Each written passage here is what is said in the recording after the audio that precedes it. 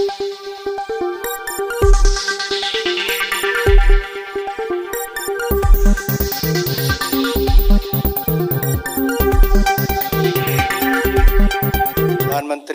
नरेंद्र मोदी जी की अध्यक्षता में आज सीसी और कैबिनेट की बैठक हुई।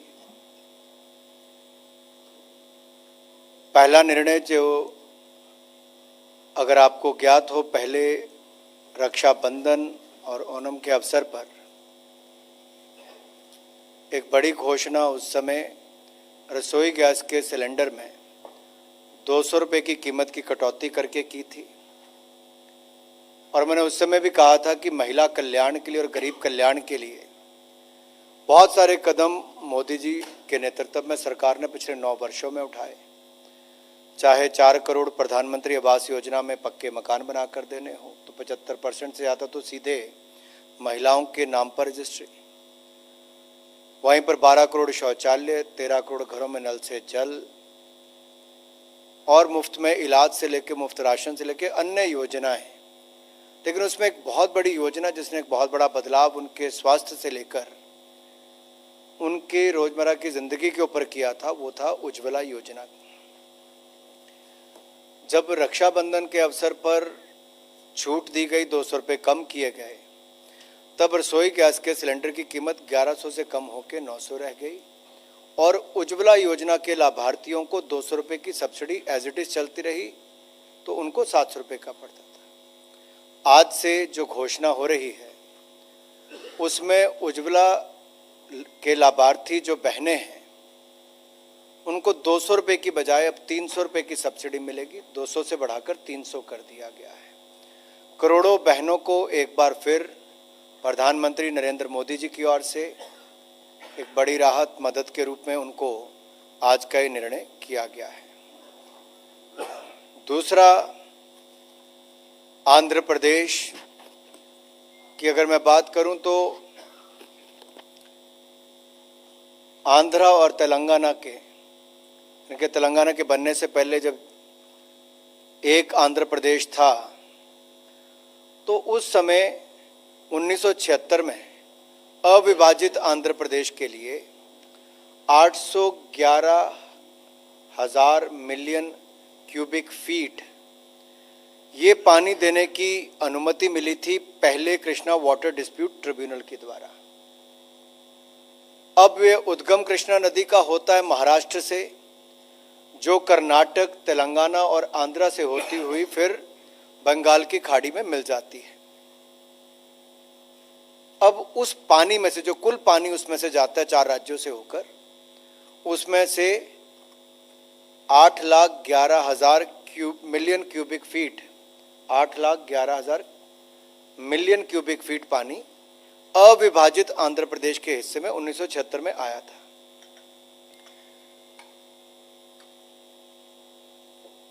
आंध्र प्रदेश, कर्नाटक और महाराष्ट्र ने 2004 में कंप्लेंट की केंद्र सरकार के पास, और interstate river water dispute act 1956 के अंतर्गत फिर second Krishna water dispute tribunal का गठन किया गया। और इस ट्रिब्यूनल ने 2013 में अपनी रिपोर्ट तो दे दी थी, लेकिन उस समय आंध्र की सरकार कोर्ट चले गई और सुप्रीम कोर्ट ने उस पर स्टे दे दी और पब्लिश रिपोर्ट नहीं हो पाई। अब 2014 के बाद तेलंगाना राज्य का गठन भी हुआ और इसके चलते वाटर एलोकेशन नहीं हो पाया। एक बार फिर जब इसके ट्रिब्यूनल को एक्सटेंशन दी गई 31 मार्च 2024 तक,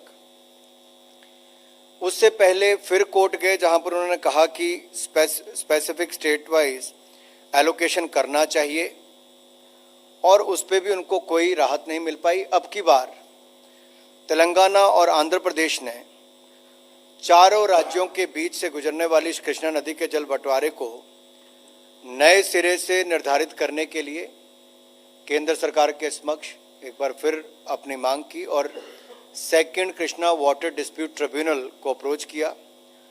ट्रिब्यूनल ने 2016 में जो इनकी मांग थी वो आंध्र प्रदेश रीऑर्गेनाइजेशन एक्ट के अंतर्गत खारिज कर दी थी, इसके रेफरेंस को खारिज कर दिया था।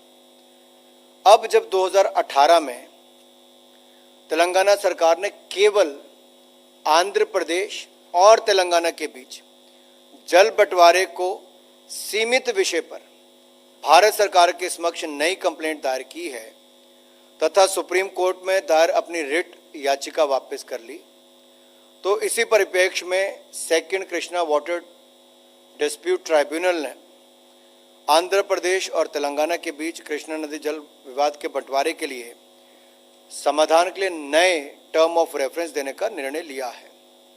इसके अंतर्गत ट्रिब्यूनल अविभाजित आंध्र प्रदेश को कृष्णा नदी से आवंटित जल में से दोनों राज्यों के लिए बंटवारा करेगा जल का, और ये दोनों राज्यों में कार्यरत या निर्माणाधीन या भविष्य के लिए जो प्रस्तावित प्रोजेक्ट्स के लिए प्रोजेक्ट वाइज वाटर एलोकेशन करेगा।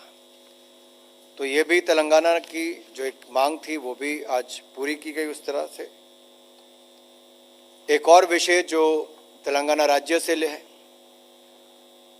आपको याद होगा तेलंगाना के गठन के बाद आंध्र प्रदेश रीऑर्गेनाइजेशन एक्ट 2014 में ये प्रावधान था कि आंध्र प्रदेश तथा तेलंगाना दोनों राज्यों के लिए एक एक सेंट्रल ट्राइबल यूनिवर्सिटी बनाई जाएगी, उसको स्थापना की जाएगी। आंध्र प्रदेश में इसकी पहले स्थापना हो चुकी है 2019 में। तेलंगाना में जमीन मिलने में बहुत लंबा समय लग गया, लेकिन अब जब वो जमीन मिल गई है तो अब केंद्र सरकार ने माननीय प्रधानमंत्री जी के चेयरमैनशिप में, प्रधानमंत्री नरेंद्र मोदी जी की चेयरमैनशिप में कैबिनेट ने निर्णय लिया है कि आंध्र प्रदेश में 889 करोड़ की लागत से सेंट्रल ट्राइबल यूनिवर्सिटी सरक्का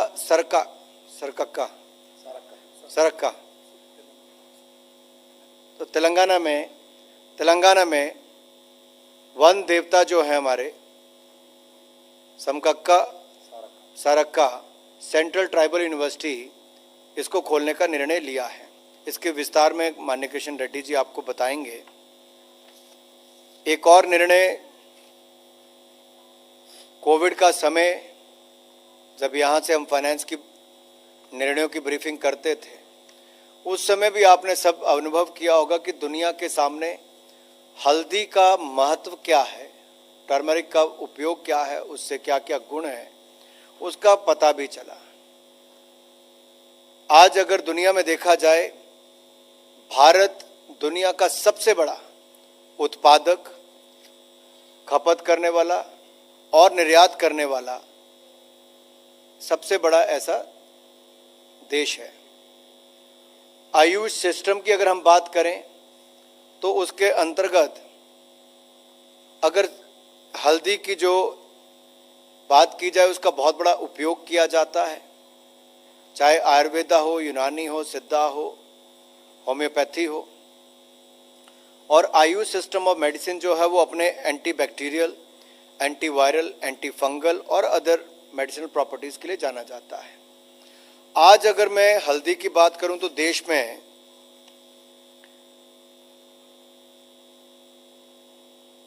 जो हम 1600 करोड़ रुपए का एक्सपोर्ट करते हैं, इसका लक्ष्य रखा है लगभग 8400 करोड़ तक जाने का।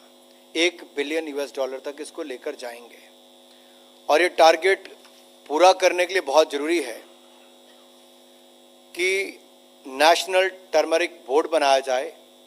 और माननीय प्रधानमंत्री जी ने पिछले कल ही अपने भाषण में नेशनल टर्मरिक बोर्ड बनाने की घोषणा तेलंगाना में एक सभा के दौरान की थी, और आज उसकी नोटिफिकेशन भी की गई है। मैंने नोटिफिकेशन हुई इसलिए आपको उससे अवगत करवाना था कि आपको इसकी जानकारी मिल सके। एक और विषय जो CCA के अंतर्गत आया वो नॉर्थ कोयल रिजर्वायर प्रोजेक्ट के बचे हुए कार्यों को पूरा करने के लिए रिवाइज कॉस्ट को अनुमोदन दिया गया है। इस प्रोजेक्ट को पूरा करने के लिए अब लगभग 2431 करोड़ रुपए खर्च होंगे, जिसकी संस्तुति की गई है। ये प्रोजेक्ट के बचे हुए कार्य अगले 30 महीनों में पूरे किए जाएंगे। इससे बिहार के औरंगाबाद और गया और झारखंड के पलामू और गढ़वा जिलों के 1,14,000 हेक्टेयर से अधिक सूखाग्रस्त क्षेत्र में सिंचाई की सुविधा उपलब्ध होगी। थोड़ा मैं आपको इसके बैकग्राउंड इसलिए बताना चाहता हूं क्योंकि इतना पुराना प्रोजेक्ट है। बहुत सारे प्रोजेक्ट कांग्रेस के समय शुरू होते थे, पूरे नहीं हो पाते थे। 1970 में नॉर्थ कोयल प्रोजेक्ट को अनुमोदित किया गया था और 1972 में इसको प्रारंभ किया गया। 1972 से 1993 के बीच में बिहार सरकार ने इस प्रोजेक्ट के डैम, बराज, लेफ्ट मेन कनाल और राइट मेन कनाल के कार्य को लगभग पूरा किया था। तो 1993 में डैम के पानी से बेतला नेशनल प्रोजेक्ट और ये सब इलाकों में प्रभाव पड़ता, तो उसके बाद उसको रोका गया। बिहार और झारखंड के साथ लगते इलाकों में लोगों को जिनकी जमीनें भी जानी या जिनका उस समय जमीन अधिग्रहण भी किया गया और प्रोजेक्ट चल भी रहा था, लेकिन 93 के बाद इस पर कोई गति नहीं बन पाई। 2017 में कैबिनेट द्वारा इस प्रोजेक्ट को पूरा करने के लिए 1,622 करोड़ रुपए की मंजूरी उस समय दी गई थी, लेकिन आज जो मंजूरी दी गई है वो राइट मेन कनाल, लेफ्ट मेन कनाल को कंप्लीट लाइनिंग और गैर डिस्ट्रीब्यूशन सिस्टम को निर्माण को भी पूरा करने के लिए अनुमति दे दी गई ताकि प्रोजेक्ट को पूरा किया जाए। और इस डैम के जो प्रभावित लोग होंगे, आउस्टी होंगे, उनको कॉम्पनसेशन पैकेज को रिवाइज किया गया है। जनहित में एक और बड़ा निर्णय किया गया कि एक और तो प्रोजेक्ट पूरा होगा तो 10,000 हेक्टेयर की भूमि को इरिगेशन यानी कि सिंचाई योग्य बनाया जाएगा, 10,000 हेक्टेयर की भूमि को। वहीं पर जो प्रोजेक्ट अफेक्टेड फैमिलीज हैं उनको 6.5 लाख रुपया का अतिरिक्त सेंट्रल ग्रांट दिया जाएगा। तो एक और सिंचाई योग्य भूमि हो जाएगी। लाखों हेक्टेयर भूमि को, लाखों एकड़ भूमि को वहां पे लाभ मिलेगा इसको। और दूसरी ओर जिनकी जमीन गई उनको इसमें से 6.5 लाख रुपए की अतिरिक्त सेंट्रल ग्रांट मिलेगी। एक अंतिम निर्णय जो मैं आपको से अवगत करवाऊंगा, Andaman Nicobar island tenancy regulation 2023, Dadra Nagar Haveli and Daman Diu tenancy regulation 2023, Lakshadweep tenancy regulation 2023 को प्रोमलगेट करने का निर्णय किया गया है, इसको घोषणा की गई है। ये जो मॉडल टेनेंसी एक्ट जून 2021 में कैबिनेट द्वारा अनुमोदित किया गया था, इसके पीछे मूल उद्देश्य था कि इस रेगुलेशन के द्वारा मकान मालिकों एवं किराएदारों के हितों और अधिकारों के बीच एक बैलेंस स्थापित किया जा सके, जिससे मकान मालिक किराए पर अपने मकान को देने के लिए उसको कोई चिंता ना हो, क्योंकि अधिकार एक बराबर होंगे। और इसके लिए मकान बनाने और खरीदने के लिए उसको प्रोत्साहन भी मिलेगा। और शहरी क्षेत्रों में खाली पड़े मकानों को किराएदारों को उपलब्ध भी कराए जा सकेंगे। हाउसिंग फॉर ऑल के लक्ष्य को भी हम इसके माध्यम से प्राप्त करने में सहायक होगा। संविधान के अनुच्छेद 240 के अनुसार अंडमान निकोबार आइलैंड, दादरा नगर हवेली, दमन दीव, लक्षद्वीप यूनियन टेरिटरी में रेगुलेशन बनाए जाने का प्रावधान है। और इसके जो रेगुलेशन के मेजर फीचर्स क्या हैं, इसके लागू होने के बाद किसी भी रेजिडेंशियल या कमर्शियल प्रॉपर्टी को किराए पर देने से पहले मकान मालिक और किराएदार के बीच रेंट एग्रीमेंट होना अनिवार्य है, कंपलसरी है। दूसरा, एग्रीमेंट की लिखित सूचना राज्यों में नियुक्त जो रेंटल अथॉरिटी है उसको दी जाएगी और रेंटल अथॉरिटी द्वारा उसको 7 दिन के अंदर एक यूनिक आइडेंटिफिकेशन नंबर दिया जाएगा, जारी किया जाएगा। और टेनेंसी से संबंधित सारी सूचनाएं अथॉरिटी की वेबसाइट पर अपलोड कर दी जाएंगी। मकान मालिक और किराएदार आपसी सहमति से किराया तय करेंगे। बिल्डिंग के स्ट्रक्चरल रिपेयर्स या रखरखाव के संबंध में मकान मालिक और किराएदार के दायित्व को स्पष्ट रूप से परिभाषित किया गया है ताकि इसमें कोई कंफ्यूजन न रहे, ताकि लिटिगेशन कम से कम हो और आपसी विवाद ना बढ़ सके, मकान मालिक और किराएदार के बीच विवादों के निवारण हेतु fast track quasi judicial system की स्थापना की जाएगी ताकि विवादों का निपटारा समय पर हो सके। किराएदार द्वारा यदि 2 महीने तक किराया नहीं दिया जाएगा या परिसर जो है जहां पर उसने किराए पे लिया उसको सबलेट कर दिया जाएगा, ऐसी स्थिति में रेंट कोर्ट मकान मालिक को वापस कब्जा दिलाएगा। कोई भी मकान मालिक प्रीमाइसिस की एसेंशियल सर्विसेज जैसे बिजली, पानी आदि को रोक नहीं सकेगा। किराएदार द्वारा टेनेंसी को समाप्ति के पश्चात प्रीमाइसिस को खाली करने के लिए प्रथम 2 महीनों में मंथली रेंट का दुगना तथा उसके बाद मंथली रेंट का 4 गुना भुगतान करना होगा। खाली नहीं करने के बाद, आप ऐसा मत सोचना खाली करने के बाद कर रहे हैं, खाली नहीं करने के बाद, इनके जो रेंट एग्रीमेंट जितने समय तक के लिए है उसके बाद तक।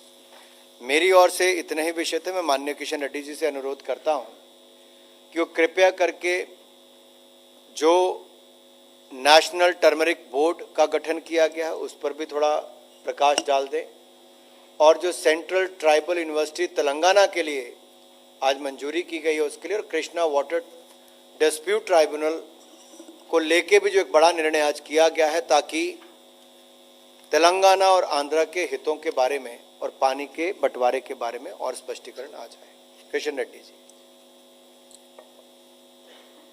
आदरणीय अनुराग ठाकुर जी, मुरुगन जी और सभी पत्रकार बंधु, आज का कैबिनेट में आदरणीय प्रधानमंत्री श्री नरेंद्र मोदी जी ने तेलंगाना का दृष्टिकोण से तेलंगाना जनता को आज अलग अलग 3 विषय पर, एक किसानों का बहुत दिन से डिमांड था,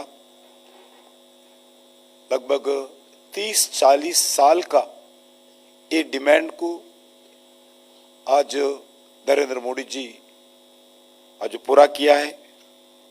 क्योंकि जो टर्मरिक हल्दी का बोर्ड बनाना चाहिए, क्योंकि तेलंगाना एक ऐसा स्टेट है, कुछ जिलों में टर्मरिक के लिए अच्छे जमीन है, उस जमीन में टर्मरिक का अच्छा खेती हो सकता है, प्रोडक्शन अच्छा मिलता है, इसलिए बहुत सालों से किसान इसके ऊपर आधार पर खेती करते हैं। इसी दृष्टिकोण से उस जितना मेहनत करते हैं उसका पूरा लाभ नहीं मिल रहे। भारत सरकार के सामने इस विषय पर आया है।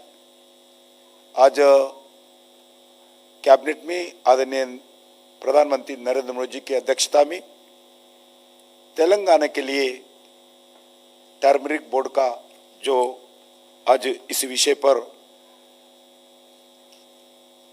एक ऑर्डर निकालने का आदेश दिया है, इससे तेलंगाना के किसानों का बहुत सालों का जो डिमांड था, डिमांड पूरा हुआ है। इसमें जो नेशनल और इंटरनेशनल मार्केट, कोरोना के बाद टर्मरिक का बहुत बड़ा इंपॉर्टेंस बढ़ गया, डिमांड बढ़ गया। टर्मरिक मेडिसिन में यूसेज हो रहा है और कॉस्मेटिक्स में यूज होता है। दुनिया का गोल्ड टर्मरिक के नाम पर इसको बहुत बड़ा डिमांड है। इस दृष्टिकोण से भारत सरकार नॉट ओनली तेलंगाना, देश के अलग अलग प्रांतों को इसका लाभ मिलता है। सबसे बड़ा लाभ तेलंगाना, महाराष्ट्र, कर्नाटका,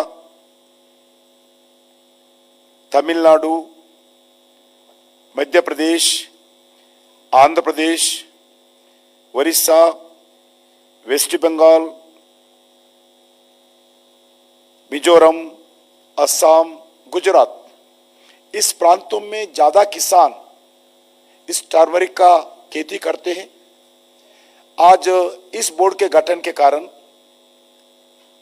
उनका पूरा टर्मरिक का खेती के लिए न्यू टेक्नोलॉजी और खेती के दृष्टिकोण से उनको प्रोत्साहन करने का, उसका प्रोसेसिंग यूनिट डालने का, उस प्रोसेसिंग में वैल्यू एडेड करना, उसको एक्सपोर्ट करने में पूरा भारत सरकार के द्वारा इस टर्मरिक बोर्ड का गठन के द्वारा पूरा उनका प्रोत्साहन देना और जो एक टारगेट भी भारत सरकार दुनिया का सबसे बड़ा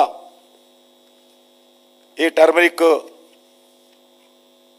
भारतीय प्रोडक्शन करते हैं, इसमें एक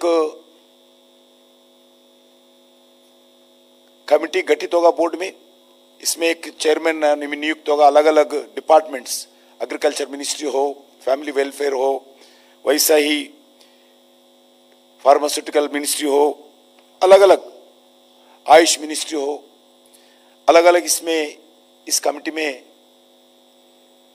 अधिकारी रहेंगे।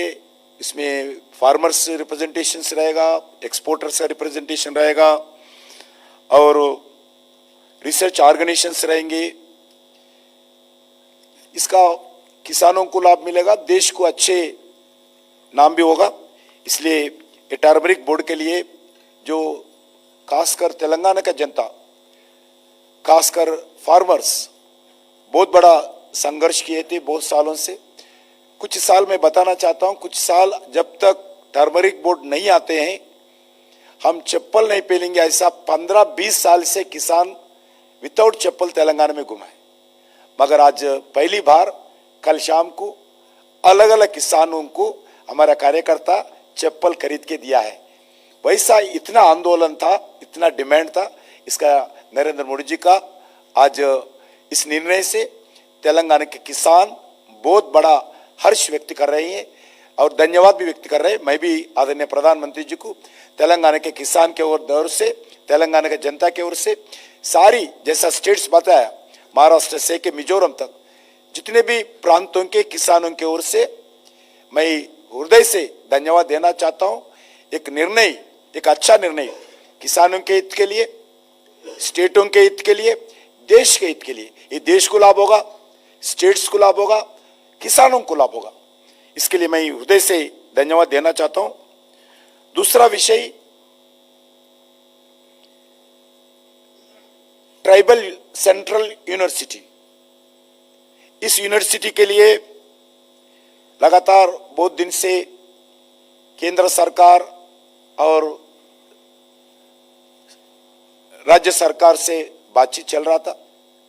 लैंड देने में बहुत लेट हुआ है। तेलंगाना को, आंध्र को, दोनों को ट्राइबल यूनिवर्सिटी देने के लिए निर्णय था, मगर आंध्र सरकार ने 2015 में ही लैंड आइडेंटिफाई करके केंद्र सरकार को सूचित किया गया, लैंड हैंडओवर भी किया गया।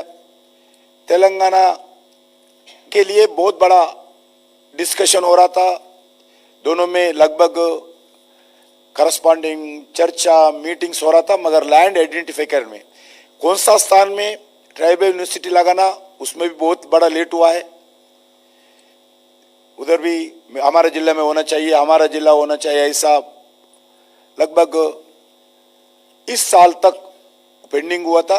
अभी इस साल में लैंड सेंट्रल गवर्नमेंट को, आईटीडीसी को हैंडओवर किया है। उसके बाद आज आदरणीय प्रधानमंत्री जी नरेंद्र मोदी जी इस ट्राइबल यूनिवर्सिटी का गठन करने का कैबिनेट में निर्णय किया है। उसके बाद निर्णय ही नहीं है, उस लगभग 889 करोड़ फर्स्ट फेज में एलोकेशन हुआ है। उसमें इस ट्राइबल यूनिवर्सिटी मुलुगु, तेलंगाना में एक मुलुगु डिस्ट्रिक्ट है, हेडक्वार्टर भी है, उस गांव में इस ट्राइबल यूनिवर्सिटी का गठन करने का निर्णय हुआ है। मैं इस ट्राइबल्स के तरफ से मैं धन्यवाद देना चाहता हूं प्रधानमंत्री जी को। इसका नाम भी आप भी सर्च कर सकते हैं इंटरनेट में। एक हमारा तेलंगाना में एक सम्मक्का सारक्का, ये वन देता दोनों माँ बेटी है। ये गिरिजनों के ट्राइबल्स के अधिकारों के लिए, हक के लिए संघर्ष किए थे। ये लोग बहुत बड़ा मंदिर भी है। इसे ट्राइबल समुदायों के रक्षा के लिए, आदिवासियों के लिए भगवान माता के रूप में, देवता के रूप में पराशक्ति माना जाता है ट्राइबल्स। दुनिया में सबसे बड़ा ट्राइबल का कुंभ मेला आप सर्च कर सकते, कुंभ मेला इस जगह होता है मुलुगु में। ये जगह सम्मक्का सारक्का मंदिर है। ट्राइबल फेस्टिवल होता है सभी प्रांतों से, नॉट ओनली तेलंगाना, अलग अलग प्रांतों से, मध्य प्रदेश, छत्तीसगढ़, उड़ीसा, महाराष्ट्र, आंध्र प्रदेश, कर्नाटका जैसा, झारखंड जैसा प्रदेशों से लाखों लोग इस कुंभ मेले, ट्राइबल कुंभ मेले में इस मंदिर पे आते हैं। आदरणीय प्रधानमंत्री नरेंद्र मोदी जी एक अच्छा निर्णय लिया है। इस दोनों सम्मक्का सारक्का माताओं के वन देवता के नाम पर इस ट्राइबल यूनिवर्सिटी का गठन करने का निर्णय हुआ है। Sammakka Sarakka central tribal university के नाम पर इस यूनिवर्सिटी काम करेगा। मैं इस विषय पर भी बहुत दिन से पेंडिंग था, इस विषय पर भी मैं प्रधानमंत्री जी को धन्यवाद देना चाहता हूं। तीसरा मुद्दा तेलंगाना का ही आंध्र प्रदेश का था। जो पहला तो महाराष्ट्र जैसा आदरणीय अनुराग ठाकुर जी बताए थे, महाराष्ट्र, कर्नाटका, आंध्र प्रदेश, इस तीनों में स्टेट्स में एक कृष्णा वाटर का इश्यू था। इसके लिए Krishna water dispute tribal tribunal का गठित हुआ था। उसके बाद जब जैसा आंध्र प्रदेश से तेलंगाना अलग हो गया, दो स्टेट बन गया, वो डिस्प्यूट तेलंगाना का पानी का कैसा दोनों के बीच में फिर डिवाइड करना चाहिए, इसका इश्यू था। इस विषय पर लगातार अलग अलग मीटिंग्स हुआ था। तेलंगाना सरकार ने 2015 में इस कृष्णा ट्रिब्यूनल, हमारा Telangana Andhra water dispute divide करने के लिए एक याचिका डिमांड करते हुए सुप्रीम कोर्ट में फाइल किए थे। इसका स्टे था। आज केंद्र सरकार ने लगभग सुप्रीम कोर्ट का डिस्प्यूट फाइनल होता बोल के देखे थे, मगर फाइनली तेलंगाना सरकार, केंद्र सरकार के बीच में डिस्कशन हुआ। उस डिस्कशन के अंदर तेलंगाना सरकार मान लिया है जो सुप्रीम कोर्ट का याचिका है हम वापस लेंगे। वो याचिका वापस लिया है। अभी केंद्र सरकार जो टर्म्स ऑफ रेफरेंस के दृष्टिकोण से कृष्णा वाटर डिस्प्यूट ट्रिब्यूनल 2 के अंदर ही इस समस्या को हल करने के लिए तेलंगाना का, आंध्रा का बीच में कृष्णा वाटर डिस्ट्रीब्यूशन का जो एक लीगल जुडिशियली ऑर्गेनाइजेशन होता है, इस दृष्टिकोण से आज भी बहुत बड़ा निर्णय हुआ है। लगभग 50 लाख किसान तेलंगाना में इसका लाभ मिलता है। मैं बताना चाहता हूं, तेलंगाना संघर्ष, सेपरेट तेलंगाना का संघर्ष, पानी, फंड्स एंड एम्प्लॉयमेंट, जॉब्स, नीलू निधुलु नियामकालु, ये 3 डिमांड्स के ऊपर संघर्ष चला था। इसमें सबसे पहला डिमांड पानी का ही था। इसलिए आज जो तेलंगाना सरकार सुप्रीम कोर्ट से याचिका वापस लिया है, इसीलिए केंद्र सरकार को अभी इस Krishna water tribunal dispute tribunal का 2 के अंदर टर्म्स ऑफ रेफरेंस के अंदर जो भी समस्या हल करने का निर्णय का आज कैबिनेट अप्रूवल मिला है। मैं इसी विषय पर भी आदरणीय प्रधानमंत्री जी को हृदय से तेलंगाना के किसान की ओर से, तेलंगाना के जनता की ओर से मैं धन्यवाद देना चाहता हूँ। Sir, we may open the floor for questions. We can begin here. 91.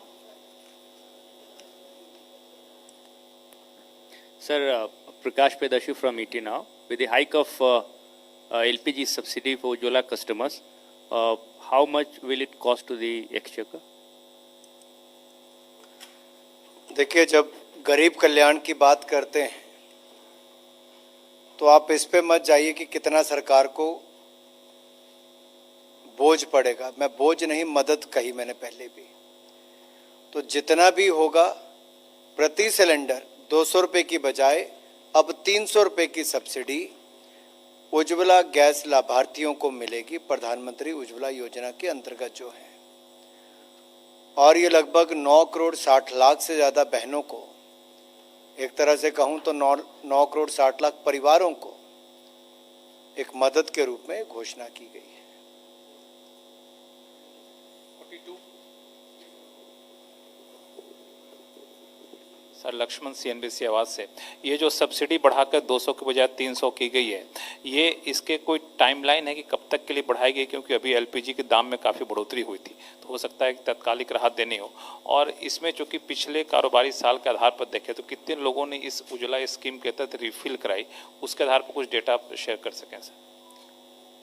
देखिए, जितनी भी खपत होती है लक्ष्मण जी, मान लीजिए ऑन एन एवरेज अगर कोई 3 सिलेंडर लेता है, 4 लेता है, तो उसके हिसाब से 100 रुपये प्रति सिलेंडर और बढ़ जाएगा। पहले जब वो पैसा देता है, मैंने पहले भी विस्तार में बताया कि रक्षाबंधन से पिछले दिन तक 1100 रुपये सिलेंडर का दाम था, वो कम करके 900 रुपये किया गया। 900 रुपये के अलावा जो उज्ज्वला गैस योजना के लाभार्थी हैं उनको 900 रुपये के ऊपर 200 सब्सिडी मिलती है। 200 रुपये उनके वापस खाते में जमा होता है। अब 200 की बजाय 300 रुपये उनके खाते में वापस जमा होगा। चाहे 3 सिलेंडर लेंगे तो 300 रुपये 3 बार होंगे, 4 लेंगे तो 300 रुपये 4 बार होंगे। और ये केवल उज्ज्वला लाभार्थियों के लिए। कब तक? अगले वित्तीय वर्ष तक तो है ही है। अनुराग जी, मैं सुशील राघव हूँ जनसत्ता से। ये जो राष्ट्रीय हल्दी बोर्ड बनाया गया है, देश में कितने किसानों को इसका लाभ पहुँचेगा? किसको? कितने किसानों को इसका लाभ होगा? देखिए, अगर मैं राज्यों की बात करूं तो राज्य तो बहुत हैं, और एरिया की भी बात करूं तो लगभग इसमें 3,23,838 हेक्टेयर भूमि जो है वो हल्दी की खेती के लिए इस्तेमाल की जाती है। 1600 करोड़ रुपए का लगभग एक्सपोर्ट होता है, जिसको बढ़ाकर अब हम लगभग 8,500 करोड़ रुपए के एक्सपोर्ट पे जा रहे हैं, जो भी $1 बिलियन के आसपास बनता है। तो ये हमारा टारगेट है कि उस दिशा में लेकर जाएंगे, क्योंकि खपत भी बढ़ रही है, इसके फ़ायदे की जानकारी भी लोगों को ज़्यादा मिल रही है, और साथ ही साथ नेशनल टर्मरिक बोर्ड जब बनता है तो उसका लाभ ये होता है कि वैरायटी से लेके उस पर और गुणवत्ता कैसे बढ़े और प्रोडक्शन कैसे बढ़े, उस सारी चीज़ों को देखते हुए जो 3-4 अलग अलग डिपार्टमेंट से इनकी चर्चा करके, एक्सपर्ट से चर्चा करके तभी इसका गठन किया जा रहा है, उनकी अनुशंसा पर ही। अनुराग जी, ये नॉर्थ कोयल प्रोजेक्ट की जो आपने आज जानकारी दी है जी, ये सालों से है और हमारे औरंगाबाद गया को इससे ज़्यादा फायदा होने वाली है। इसमें जो आपने 30 माह का जो समय दिया है कि 30 माह में इसके बाकी जो बचे हुए काम है वो पूरा हो जाएंगे, आपको लगता है कि 30 माह में जिस तरह से वहाँ पर इसको लेकर इतना लंबी योजना चली है, डिस्प्यूट चला है, 30 माह में पूरा हो जाएगा? और कितना काम बचा हुआ है सर इसका? मुझे लगता है रविंदर जी, आपने एक बहुत महत्वपूर्ण सवाल पूछा कि क्या 3 माह में, यानी कि 2.5 साल में पूरा हो जाएगा। जब ये 72 से शुरू हुआ और सरकारें कई आई और चली गई, तो नरेंद्र मोदी जी की सरकार में, यानी कि एनडीए के सरकार में बहुत सारे ऐसे प्रोजेक्ट हैं जो 40-40, 50-50 वर्षों से लंबित थे, जिन सरकारों ने शुरू किया था पूरे नहीं किए।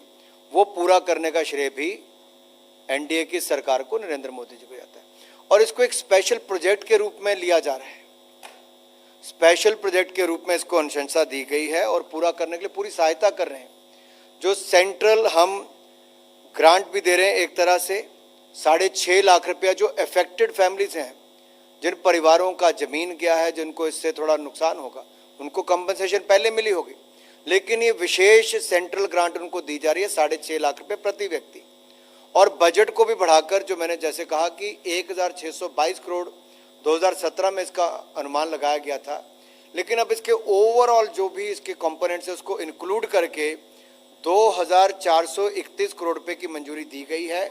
और इसलिए 30 महीने का टाइमलाइन भी दिया गया कि 30 महीने के अंदर इसको पूरा करना है और पूरा करेंगे।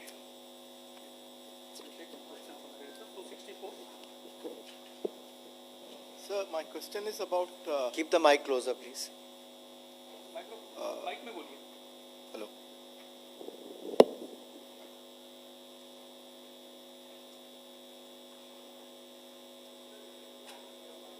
माइक थोड़ा नजदीक रखिए भाई साहब। दूसरा माइक दीजिए। Sir, the Supreme Court had asked for the setting up of a river tribunal bench for between Karnataka and Tamil Nadu for sharing the river water between Karnataka and Tamil Nadu. It came up in December 22. It is about the Krishna I know, I understand. No, Water yesterday also, Dispute Tribunal. Sir, yesterday also Supreme Court had made an observation regarding Pennayar River Tribunal. That is why I am asking you this question. No, I have to speak about the decision taken today in the today's cabinet. Yeah, let us confine our questions to the cabinet decisions taken today.